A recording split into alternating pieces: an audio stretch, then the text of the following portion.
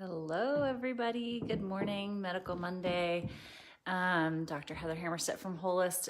I said I was coming on like nearly 2 hours ago, and that's what happens sometimes when you work the night shift, solo coverage in your trauma center. Sometimes things take a little longer than you'd like. I did manage to get the kids into the school line, which was nice. Sometimes I don't get to do that. And I promised you guys something on vaccines, and it might be a little bit more rambling and unprepared than I had considered, but I think it's a really important topic for us to talk about and talk open and honestly about. For some reason, vaccines have been politicized. And at first I was thinking that was the wrong word to use, but I think it's actually the absolute right word to use, because the only thing that I see people get so fired up and so entrenched about is politics and vaccines. I mean, I guess religion falls in there, but people are generally nicer about that than they are about other things.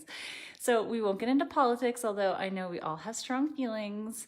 And I'm really hoping that in watching this and in your comments, which I really do ask you for, that you are able to be kind and appreciative of other people's thoughts. If you are not, I will delete you, and I have no problem doing that. So that's number one. Number two, I wanted to come on about this now for two reasons. The first is that it is flu season. I am here in Idaho. It's getting a little chilly. We've had our first flus. That's influenza A, influenza B. And people sometimes think the flu is like throwing up and having diarrhea. And that's what kind of lay people call, like what we call gastroenteritis, lay people call stomach flu. That's not what we're talking about. We're talking about influenza. That is fevers, body aches, cough, really feeling terrible, sore throat, malaise, which is kind of general weakness. And for most of us, we're just miserable for a few days to up to a week, maybe have a lingering cough for a while. However, even those of us that are very healthy can get most concerningly is a staphylococcus associated pneumonia, which can kill people who are otherwise healthy. I have seen it multiple times. People can also get brain issues, heart issues, lots of things from the flu. There's a reason we vaccinate against it. Now, the second reason I wanted to talk about it right now, the flu vaccine, is because one of our doctors on social media, friend and colleague, was just crucified by anti-vaxxers when she posted what I thought was a very kind and really non-political post about flu vaccines. And I felt really bad about that. So I wanted to try to see if we could open a more collegial conversation. So let's get back to the flu a little bit. A lot of people think they don't need the flu shot because it's not that serious and they're healthy, right? I also know someone personally who lost a healthy child who died from the flu. So kids absolutely need to be getting the flu shot. The reason why adults need to get it, especially if you're pregnant, you absolutely need to get it. If you have chronic diseases, you absolutely need to get it. If you're elderly, you absolutely need to get it. But the reason why the rest of us have to is because we can also get super sick, like I said. But additionally, this is something called herd immunity, which means that if you get vaccinated, you may get some flu. You're not going to get as sick, and you're not going to be sick as long, and you're not going to be as contagious.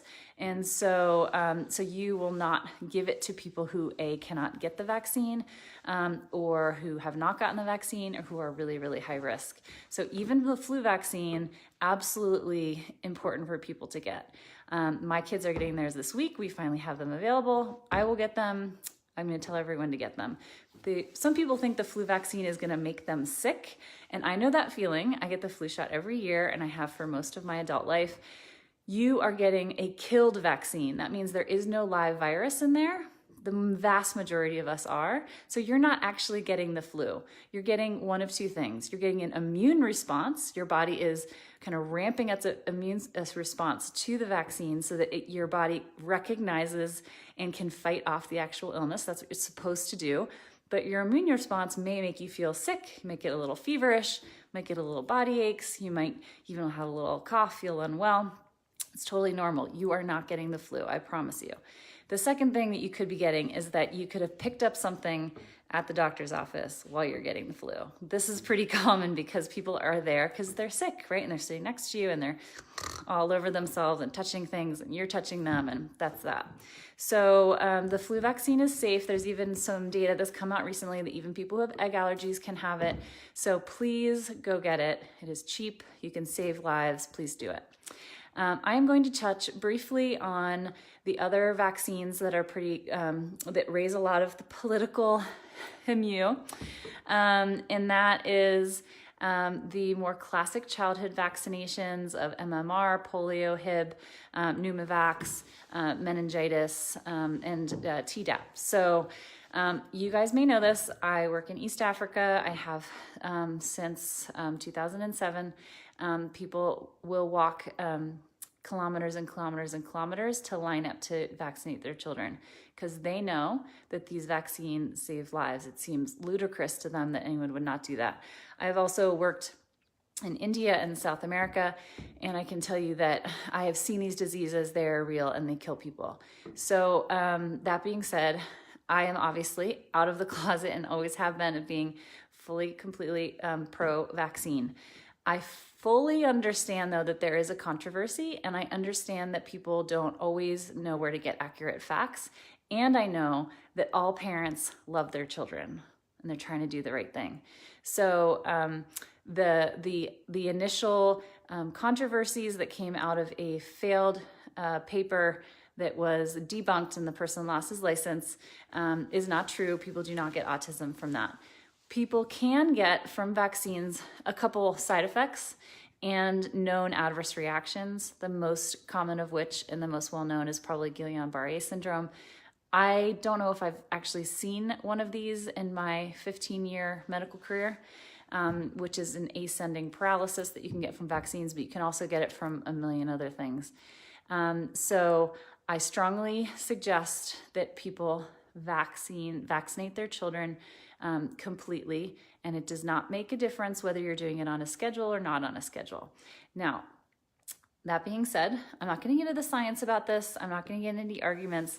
What I do want to do is talk to those of you who have strong feelings about not vaccinating to open up a conversation about how you and your doctor can talk about this in a way that you're hearing each other and come to the right conclusions. Because I can tell you, number one, we are here for you.